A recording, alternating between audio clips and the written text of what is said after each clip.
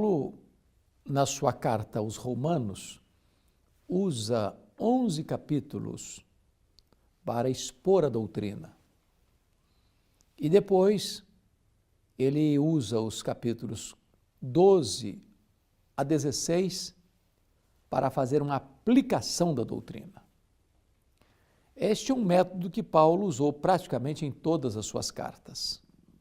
Isto porque a teologia é mãe da ética. A ética é filha da teologia.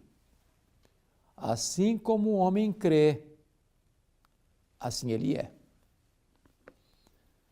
Quando você entende uma verdade, você vive de acordo com essa verdade. Quando você recebe o dogma, isso passa a influenciar a sua conduta. Então, Paulo tratou nos 11 primeiros capítulos desta robusta carta as grandes questões doutrinárias da fé cristã.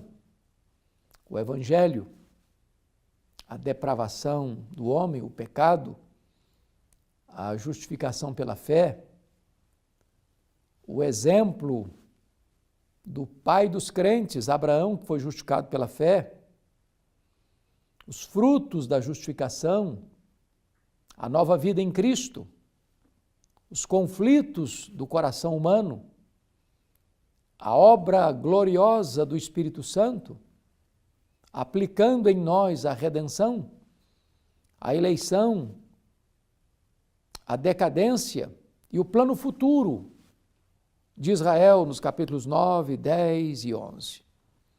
Paulo encerra esta parte doutrinária da sua epístola com uma grande doxologia no capítulo 11, 33 a 36.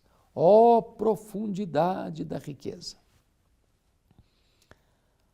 A palavra de Deus é inesgotável, é inexaurível. E agora o apóstolo Paulo, depois de enaltecer as profundezas e as riquezas insondáveis do Evangelho e deste plano maravilhoso de Deus, vai fazer uma aplicação desta verdade na sua, na minha, na nossa vida. E no capítulo 12, versos 1 e 2, então Paulo vai dizer o seguinte: rogo-vos, pois, irmãos, pelas misericórdias de Deus, que apresenteis o vosso corpo como sacrifício vivo, santo e agradável a Deus, que é o vosso culto racional.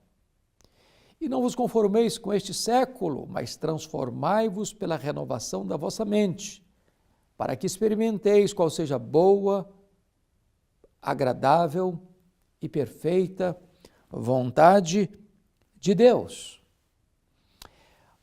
Chama a sua atenção para um ponto. A preposição, pois, rogo-vos, pois, é o elo de conexão entre a doutrina e a vida, a teologia e a ética, o credo e a conduta. É em virtude daquilo que Deus fez por você, que Deus agora requer de você um estilo de vida compatível com esta verdade. A palavra que Paulo usa para pedir rogo-vos é muito solene e forte. É um clamor audacioso. Rogo-vos, pois, irmãos, pelas misericórdias de Deus. Claro que Paulo está tratando aqui da obra da redenção, que é uma expressão da misericórdia de Deus. Tudo aquilo que Deus fez por você em Cristo Jesus, para tirar você da morte para a vida, da escravidão para a liberdade, das trevas para a luz. E em virtude do que Deus fez por você, Paulo diz assim: eu rogo que apresenteis o vosso corpo por sacrifício vivo, santo e agradável a Deus, que é o vosso culto racional. Esta palavra apresentar aqui é a mesma que os sacerdotes usavam para levar o cordeiro para o altar do sacrifício. No momento em que o cordeiro era levado e imolado, ele não podia ser tomado de volta mais. Ele era entregue como sacrifício. Então, a ideia é esta, que agora não tem mais animais mortos no altar. Cristo baniu do altar os animais mortos. Ele é o Cordeiro de Deus que tira o pecado do mundo. Todos os cordeiros dos rituais judaicos eram um tipo do antítipo, que é Cristo. Era uma sombra da realidade, que é Cristo.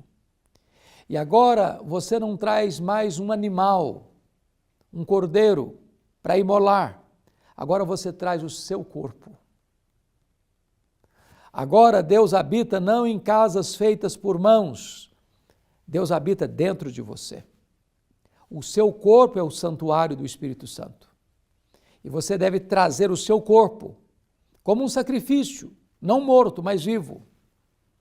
Um sacrifício não contaminado, maculado, mas santo.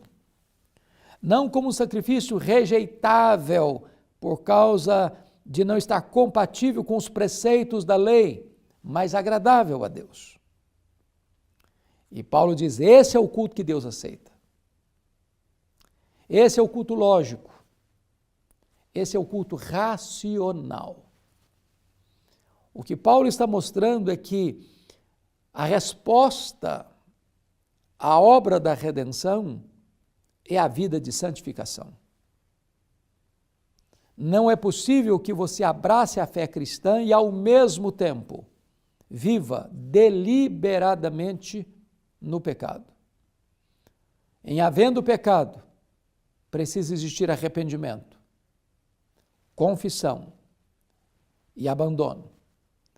E esta forma de você viver é o culto que agrada a Deus. Portanto, Paulo não está entendendo aqui um performance, onde você vai para um templo e canta e louva e ora e prega e ouve e oferta, e às vezes no vapor das emoções mais elevadas.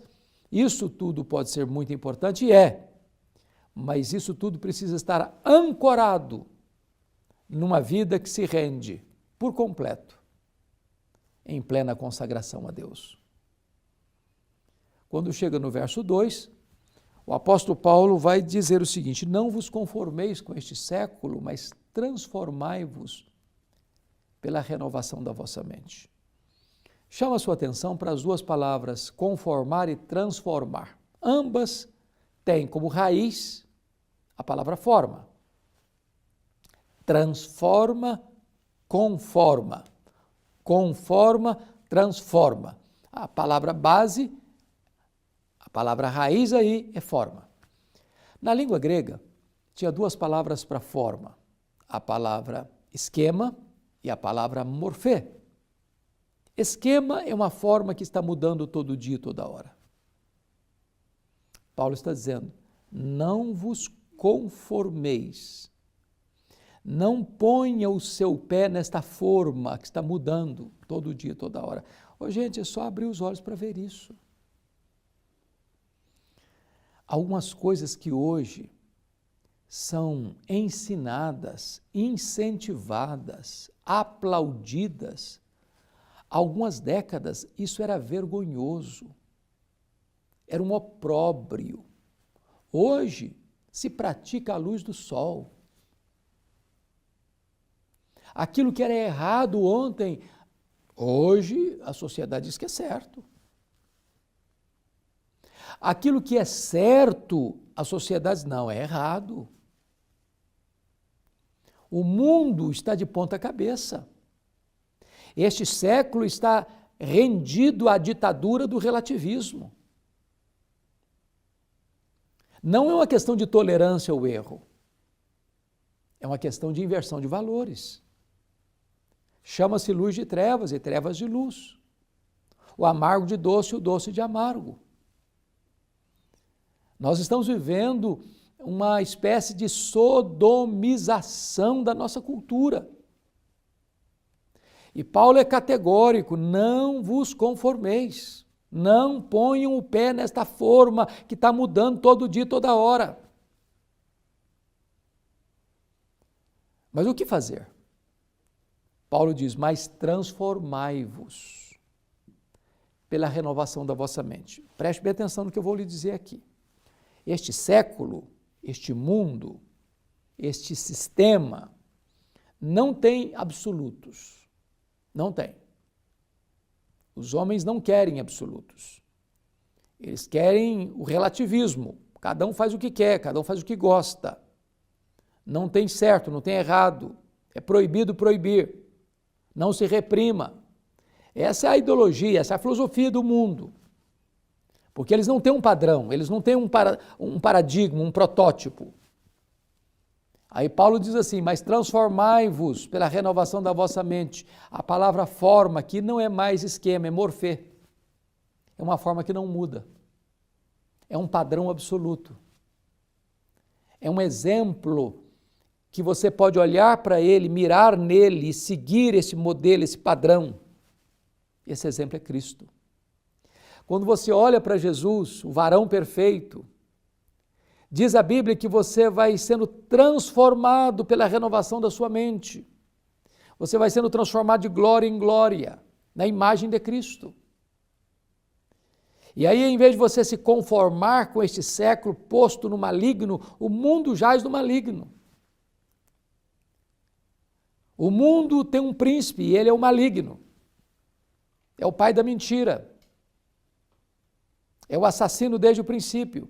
É o ladrão que veio para roubar, matar e destruir. Paulo diz, não entre nesse jogo deles não. Não se conforme com isso não.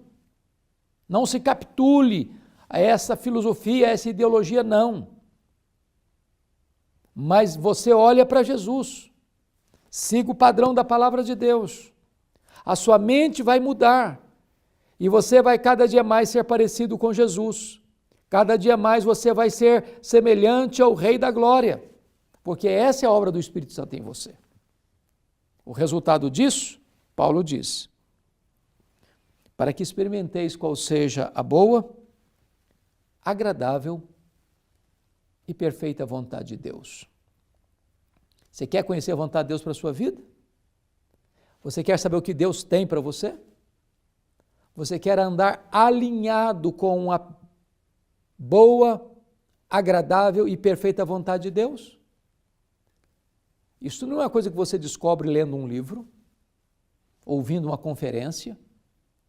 Você descobre qual é a boa, agradável e perfeita vontade de Deus quando você se oferece a Deus, o seu corpo, como sacrifício vivo, santo e agradável a Deus. Você descobre qual é a vontade de Deus quando você diz não para esse sistema do mundo que jaz no maligno. E você então olha para a palavra e vai sendo transformado de glória em glória na imagem de Cristo. Aí você vai entender qual é a boa, agradável e perfeita vontade de Deus para a sua vida.